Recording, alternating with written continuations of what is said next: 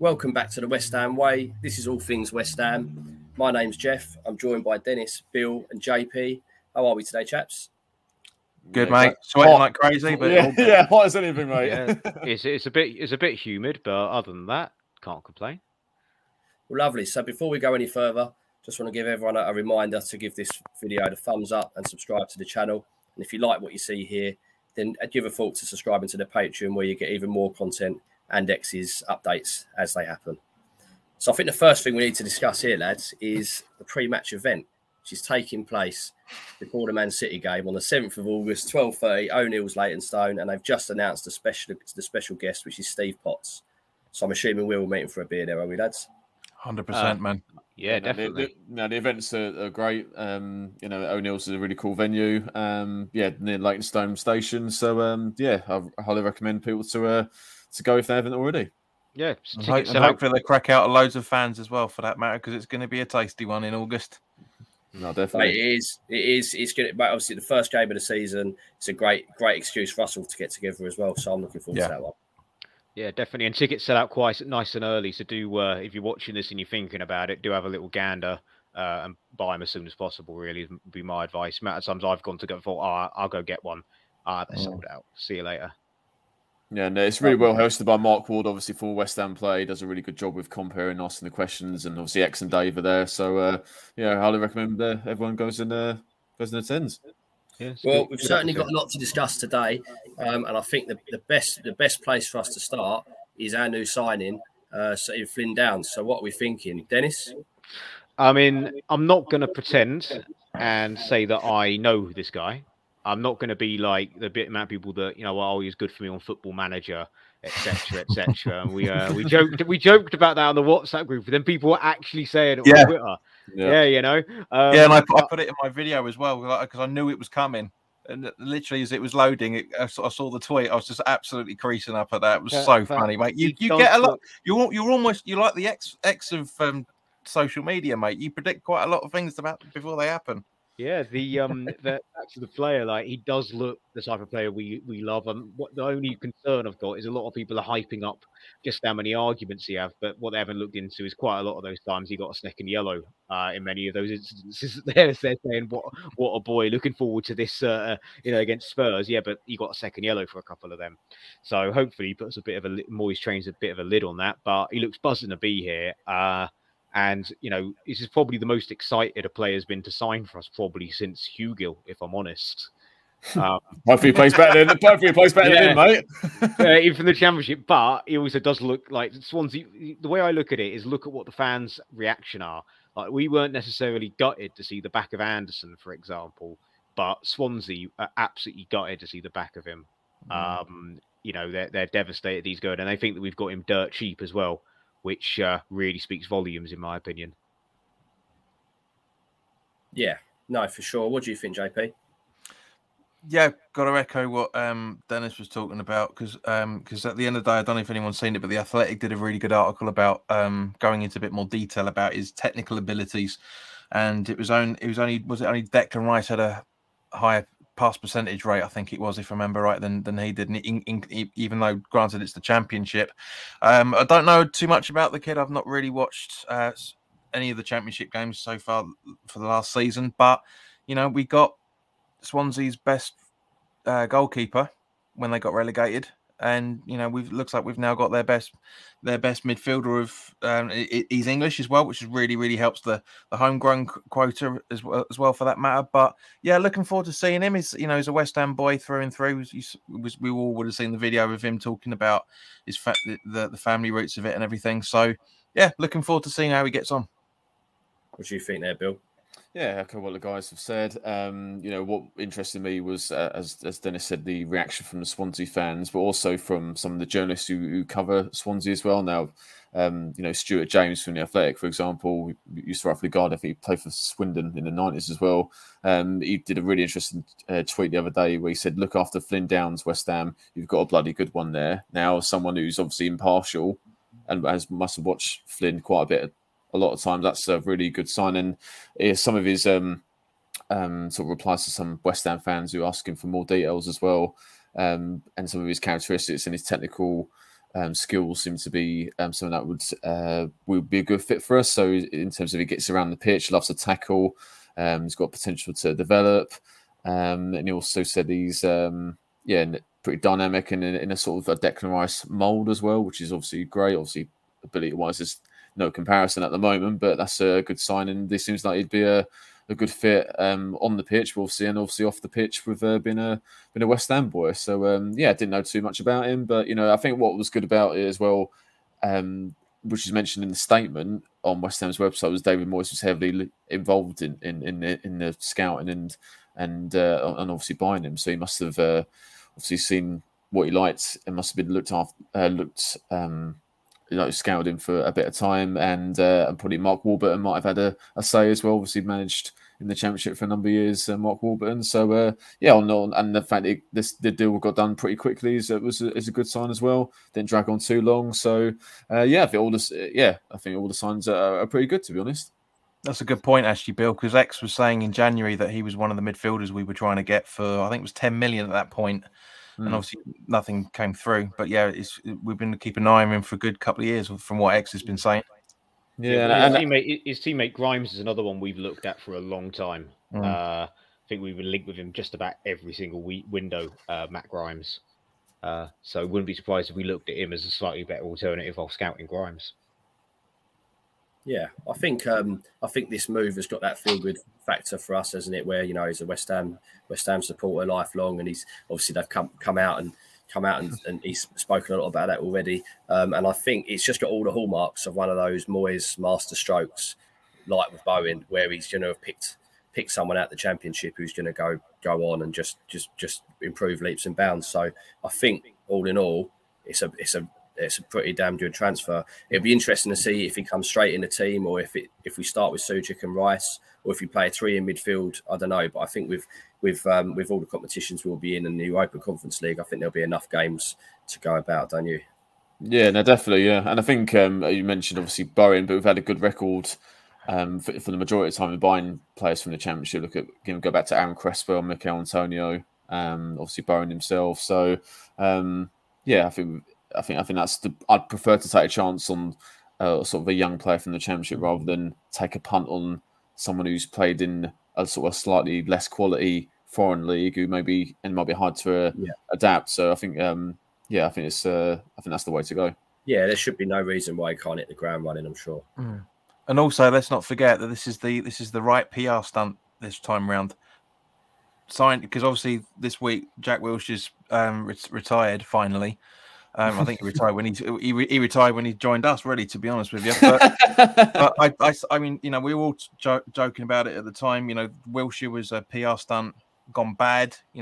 Bringing the West Ham boy back, whereas now we've got a genuine, proper West Ham supporter that was playing for the club that he absolutely loves. So yeah, it's second time lucky, shall we say, from that point of view. But I can't wax lyrical enough about how much there's potential. Bearing in mind he's a defensive midfielder and an attacking midfielder as well as a midfielder. He could very, very easily fill a good few positions that we've been needing for a good few years, especially bearing in mind Noble retiring, and so you could argue he could be the long-term replacement for that position, or he could be the replacement for Crowell. It'd be interesting to see what happens. Well, I don't know if you knew the running order for this show, but that takes us on nicely to the next topic, JP. So thank you for that. Mark Noble's next move, and what does the future hold long term? Dennis, we'll start with you, mate. Personally, I'd stick him in 10 Downing Street, me. But going back to that old chestnut that was doing the rounds back a few years ago, Mark Noble for Prime Minister. I think he even said why not at one point. But no, I think it's fantastic. There was always rumblings about it for a while that he was going to be almost like a go-between between the board and the rest of the club, so to speak. Because obviously, in the modern day, the board aren't really going to be there for the day-to-day runnings of the club, training, etc. Not like a football club would have been ran in the 90s. And I think he's definitely the right person for it, mainly because what goes unspoken about is he's also got a bit of business acumen. I mean, you mentioned in interviews that he's bought some property. I'm pretty certain I think I could be wrong here. I believe him and James Collins invested in some racehorse or something like that. So they invested in something together. And yes, so obviously then having him sort of in the business side of West Ham, he knows what West Ham is. And, there's a small part of me that's thinking, go on, Mark, change the club badge, change it back, first day on the job. So that's what I'm thinking. But yeah, I'll be honest, I haven't read too much into what his functions are going to be. However, it is the right move in my opinion, and probably the best move for him. He was never gonna not turn up at another club as a player lower down the leagues. Really, there was maybe talk of him going Southend. It may even be myself that suggested that, but I can't remember who said it. But yeah, I just think it works at both ends. Really, it gets a bit more fan image for that business board level, and also he could also be used as a bit of a buffer in between, but equally a bit of a sort of almost like a negotiator for actually the players want this, the players aren't too happy with that. Karen Brady, when you put this in the sun, it demoralizes the players, for example. Maybe he could be that kind of go-between as well. Well, I think they've been talking about a sporting director kind of role, and I know recently he spoke about the idea of going into management, and he said that he wasn't so sure about managing West Ham because at the moment he's a legend, and if he has a run of bad games, people will be calling for him to get the sack. Yeah, he mentioned Slaven Bilic, didn't he? He did also mention Slaven Bilic. So what I want to know from you, Bill, is do you think in the long term he will manage West Ham, and how do you see his role with the club long term? Yeah, I'm not too sure whether he'll manage the club. From what I've seen, I don't get the inclination he wants to take his coaching badges or get on the training pitch. But obviously stranger things have happened. I think what David Moyes said with the Daily Mail in an interview the other day was quite interesting, where he said, and I quote, "We'll bring him in somewhere. He wants to be involved. He's been training to be the likes of a sporting director in the future," which obviously you've mentioned. So I think probably to start with some sort of behind the scenes, as Dennis has said, and it might be a case where Mark doesn't even have as a job title, just has a roles maybe create for him in that sense. So I think obviously he's shown his leadership qualities on the pitch, and obviously with his business interests off the pitch as well. So I think he'll be a success at whatever role it is at West Ham. So yeah, I think from Dennis suggesting in terms of a buffer between the board and on the pitch, the players, etc., and the coaching staff, I don't think that's a bad shout. And I think in terms of him being a sporting director straight away, I think that'd be a risky move, because he needs to have experience of dealing with players and agents on not just a national level but a continental level, and I don't think Mark necessarily has the experience of that. I think if he learns the ropes from someone more senior or gets more training, like David Moyes is suggesting, maybe maybe spend a bit of time with, say, Ajax, who really push that sort of model. Would be a good shout. So I think maybe in the future, maybe a sort of director of football, sporting director would be a good fit for Mark. Not right now, I'd say. But I wouldn't be against him obviously managing the club in the future. But I mean, at the end of the day, you've got to have the passion to take your coaching badges. You shouldn't be thrown into it and just do it half-heartedly, like say Gary Neville did, for example, at Valencia. You've got to be all or nothing with managing, especially nowadays. It's a 24/7 job. So, but yeah, as long as Mark's involved at West Ham in some capacity, I'm not too concerned. That's got to be a good thing, hasn't it, JP? How do you feel about him coming back so soon as well? Yeah, well, I mean, obviously he's going to take a bit of his time out and gradually, as Bill's saying, sort out what he wants to do. He's always going to be an ambassador in certain guises. I mean, fortunately, we're so far away from the travesty that happened with Bobby Moore when how he was treated with the club after he retired. I mean, if that will never ever happen again. Well, touch wood, it will never happen again. But not just the club, how he's treated by football in general, mate. Exactly, but this is the point. It's just that you would have thought that anyway. That's another conversation. But in terms of it, it's I wouldn't be at all surprised if he kicks back for a little bit, molds himself into it, and you never know. He's only how was he now? 37, 36, 37? Nah, he's not that old. Like 34, 35. Yeah, I'm joking. But like, you know, he's got plenty of time to decide what he's got. You know, he's got 20, 30 years left to figure out what he want, where his future's going to head. And Dennis, you're absolutely right, mate. He's got a very good business acumen. It's got about 2 or 3 different properties, and yeah, I think it was around about the time that Michael Owen and everyone else was started invested in racehorsing that him and Collins did it. And yeah, to see where he goes with it, and just wish him whatever he does, wish him all the best for his whatever part of it. He could also be involved in some of the interviews when they talk to the players about signing them. He could come in and say, you know, get a player's perspective rather than just the manager's perspective as well, for that matter. So I would, if I was Noble, I would want to try and engross myself in that first and foremost. Be that bridge between the management and the club, the players, and figure out if this is the sort of player that will suit personality wise. I mean, it's all good, all well and saying, you know, Moyes is quite a good judge of character. He's proven that in the majority of the time. But yeah, just to get an ex-player that's only been an ex-player very, very recently, to get a feel of incoming transfers, I think that'd be a very, very good shout. Yeah, good shout. I think I've got a couple of predictions. I think in the short to medium term, I just feel like he's going to get bored and he's going to pop up somewhere. Whether it is Dennis's prediction coming to fruition, but I just think at some point he loves football. Then you can tell he just loves being around the boys. He loves playing the game. So I don't think he's kicked his last football. Probably has at Premier League level, but a cameo somewhere I feel could be on the cards. And I'm sure he's going to be around the club probably for the rest of his life in some working capacity. And I just think at some point something's going to go wrong with the manager. There's going to be 10 games left of the season, and it's going to be him that steps up. Doing like Trevor Brooking in 2003. Yeah, like, just inevitable. Send in Noble. It's going to happen. You know, we've seen. I mean, I know Ryan Giggs went on then to do a bit more management, but we've seen Ryan Giggs do that with Man United.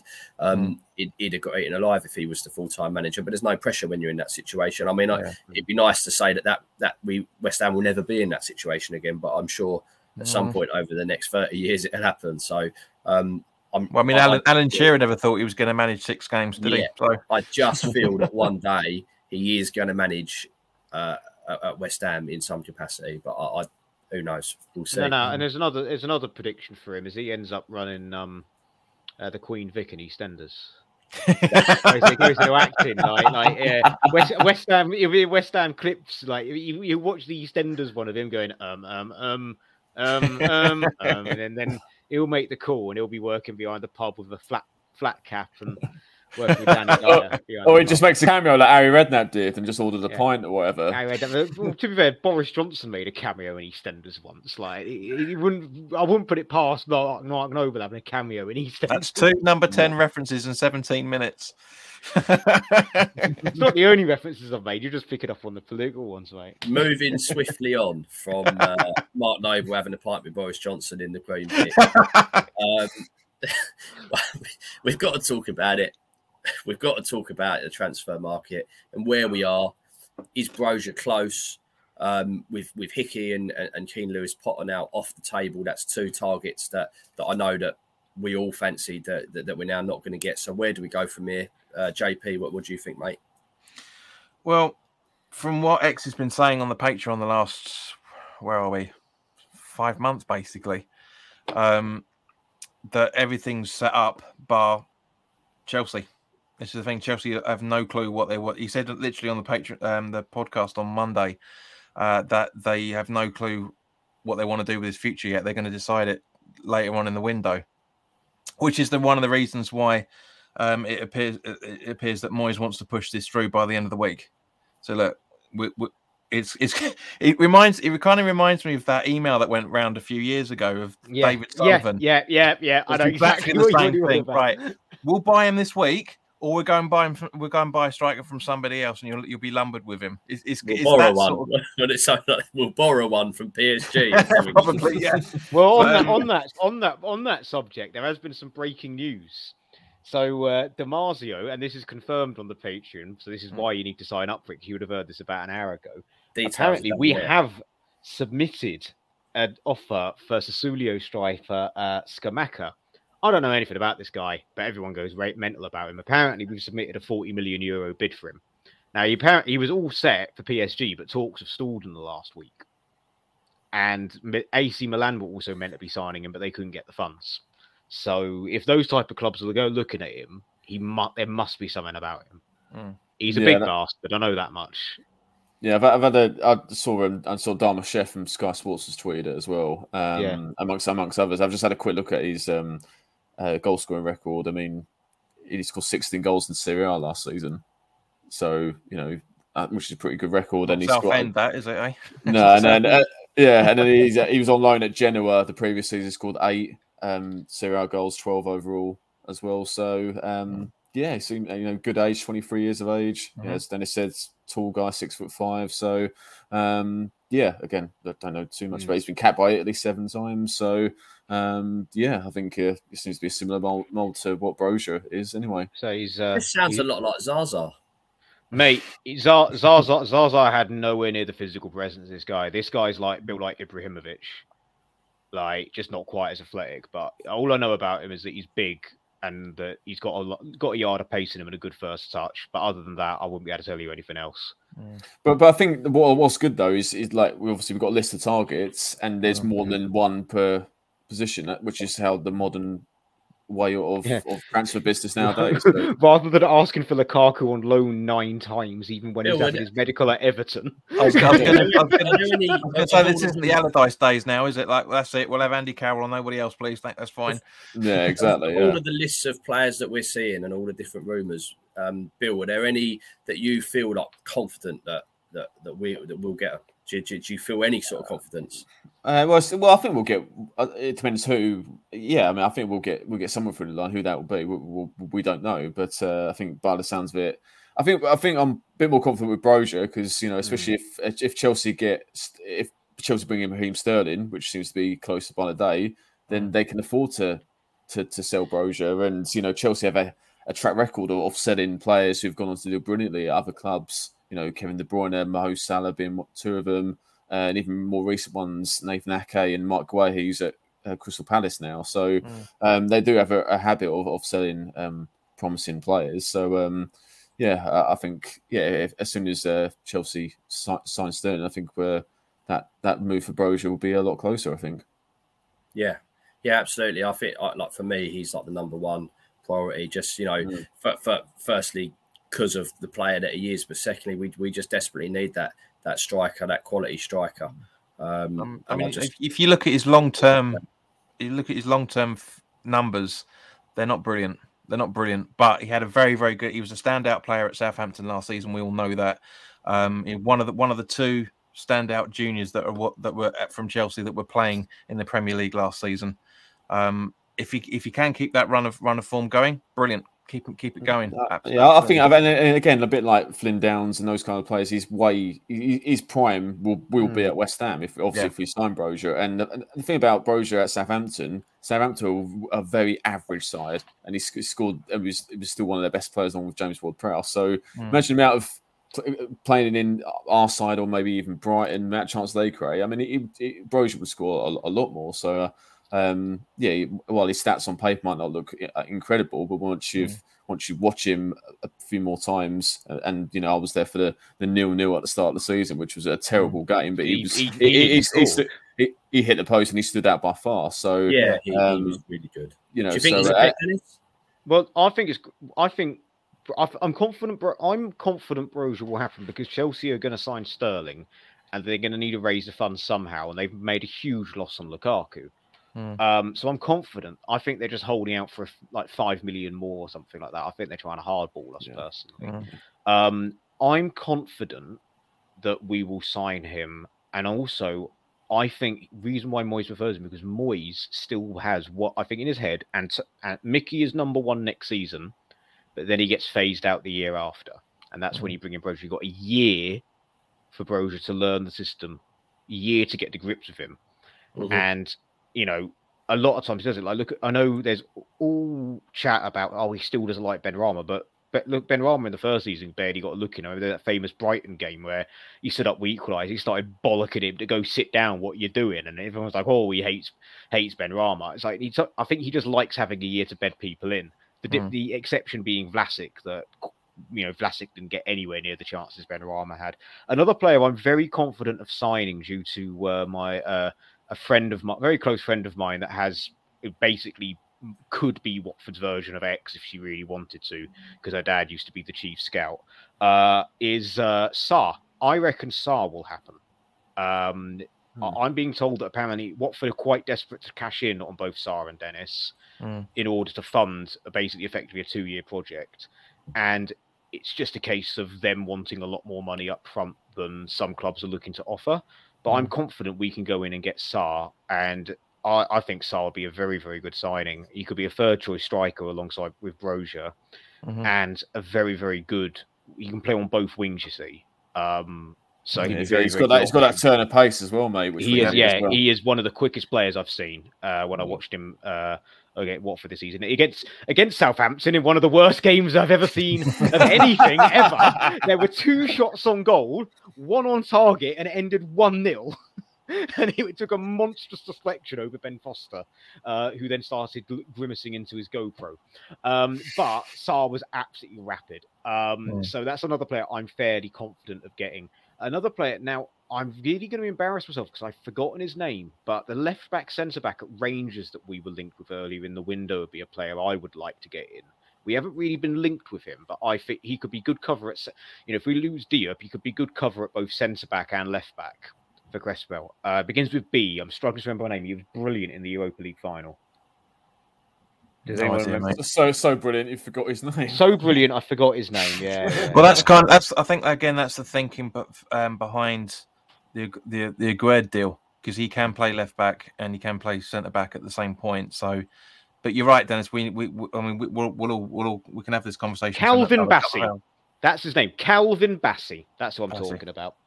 Yeah, but he'd be a bloody good player. But yeah, I mean, if just going back to the main topic, if the Broja deal happens in the next week and a half, four signings in 5.5, 6 weeks, that's not usually West Ham, and we'll be buzzing for that. We really will be. Yeah, they feel like calculated signings as well, instead of scattergun approach that the last time we had a flurry of signings, just all weren't up to scratch really. So, so this time around, it seems a lot more. There seems to be a bit of structure behind it, and a lot more methodical. It's a lot more thought out. Definitely, there's a lot more. There's a long-term strategy in there. Definitely. Yeah, exactly. So, you're fitting our formation and style of play as well. Speaking of signings, we're now getting to sign one player each. If you could bring back any former player in their prime from the past 20 years, who would it be and why? You've got to give the player, the reason why, and one honourable mention if you want to go. We'll go with 2, and we'll go with JP first. Oh, you bastard. I knew you'd start with me. The masturbator at it again. This is one of probably the hardest questions we can really think of, because there's huge names that come back. My honourable mention would be, I know this is only a flash in the pan, but I absolutely loved him when we had him just before we got relegated. Was Obina. I thought he had so much potential. And likewise with the player we were talking about, Jeff, just before we started recording this, Diamante as well. He was such a good player. I was thinking about Demba Ba possibly as well, because imagine if we hadn't got relegated, we kept hold of him. But it's going to be a huge cliche, but it's Dino for me. It's Dean Ashton. Just the answers in the question, really. Quite frankly, that's the reason why. It was just the best ever centre forward I've seen play, a proper centre forward. Great bloke, really good movement. Not the quickest, but just some, again, like with Noble, like with Rice's coming into the fold as well. Just summed up everything about West Ham. He really did. It was absolutely perfect for us. Obina just came completely out. I wasn't expecting to hear that name. Dennis just looked absolutely mortified. I know, because of that, I'm allowed to say Kovac now. Dennis, you go, mate. Go on. It's your shout. No. Oh, well, my player. See, my player. Yeah, I can tell you off the bat because I rate this player to high heaven, and I think he's very versatile and could have fit in just about anywhere along our front three. So, sorry, across the attacking midfield option, I'd have Yossi in a heartbeat. Yossi in a heartbeat in this side, just as a number 10, picking those, defense splitting balls for Jared Bowen to run onto, or Ben Rama to run onto, or Mickey to run onto ahead of him in number 10. You could have him out right. You could possibly even stick him out left because Moyes likes an inverted winger. He is just such class and finesse. The other honorable mention, and I know we just laughed about Urbina, but actually thinking about it, if we're thinking about what do we need right now, is we need also quality depth and a versatile player. So, I mean, he weren't the most skillful, but Hayden Mullins, again, could cover fullbacks. He played left back a little bit for us, holding mid, centre mid. You could maybe make the same argument for Matty Taylor, although he wasn't very good for us at right back.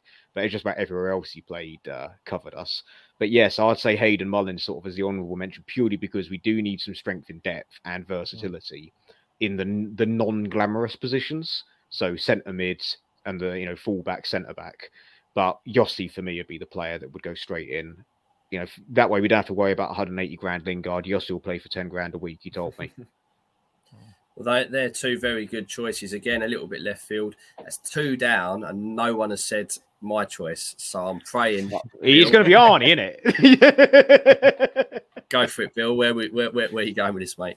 Yeah, it's a tough one because obviously there's a few positions as well. It's not just one position we need players in. So, yeah, striking department, I think Dean Ashton is a really good shout of JP. I think apart from that, for the striker, for me, it'd either be Marko Arnautovic or Carlos Tevez in terms of the striking department. Out wide, sort of left-hand side, obviously we've got Ben Rama and Fornells, but Dimitri Payet is far and away better than them. On the pitch, we're talking about, not off the pitch. And centre midfield, I would have Michael Carrick. Top shout. Really good shout, mate. Very interesting. So I know I've bet more than it's hard to pick. It is. Maybe let's go around again after Jeff's go. I want another go because I've just thought something else.